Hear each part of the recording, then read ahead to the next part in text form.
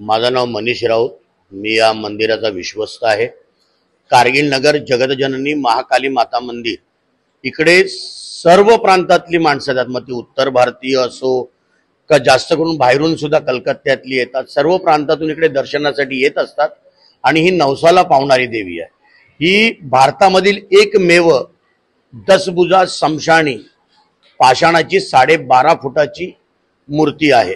तुम्ही या मंदिरामध्ये बघाल विविध देवींनी दैत्यांचा केलेला सहार असे 80 शिल्प तुम्हाला बघायला मिळतील, जे आपल्या कुळदेवीला जाऊ शकत नाही।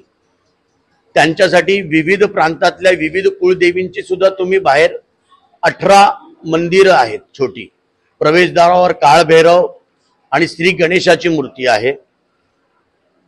इकडे